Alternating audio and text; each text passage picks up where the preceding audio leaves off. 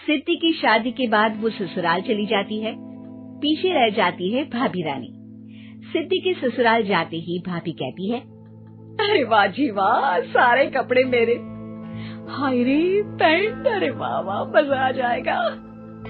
अरे ये सिद्धि की अलमारी के सामने खड़े होकर क्या बड़बड़ा रही है? जाकर देख मेहमानों को विदाई की मिठाई मिली कि नहीं। अब हाँ माँ जी, क्यों नहीं, लेकिन पहले कपड़े तो बदल लूं। अब रानी आ जाती है सिद्धि के उन कपड़ों में जो वो ससुराल जाने से पहले घर छोड़ जाती है। अरे रानी, कुछ दिन रुक जाती। अरे ये तो सिद्धि बिटिया को मैंने ही दिया था, बड़ा ही फबता था उस पर, तुझ पर तो कुछ खास नहीं लग रहा। अब वो ना मेरे सारे कपड़े गीले थे तो सोचा पहन लूं। वैसे भी सिद्धि को कौन सा भी पुराने आउटडेटेड कपड़ों को पहनना है।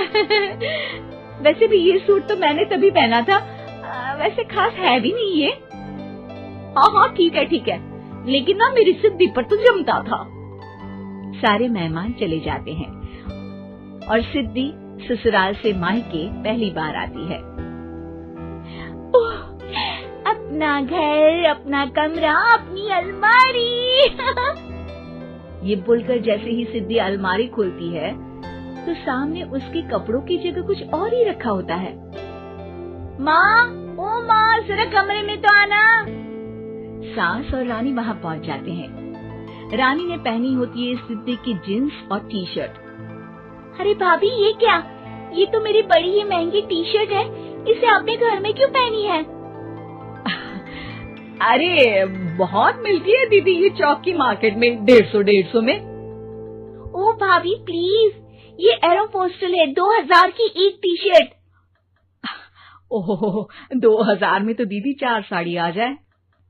अब क्या बोलूं? भाभी, ये मेरी अलमारी में छोटू के कपड़े, तो मेरे कपड़े कहाँ हैं? मेरी अलमारी में?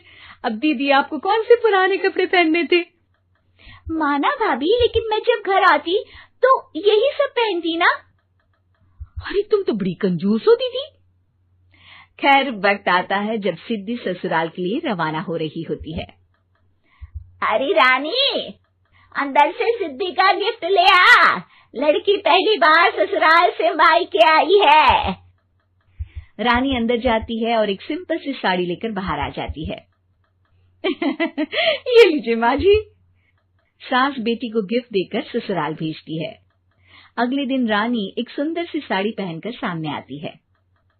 अरे रानी, ये तो वो साड़ी है जो मैंने सिद्धि को देने के लिए दी थी जब वो ससुराल ले जाती, लेकिन ये तूने कैसे पहन ली?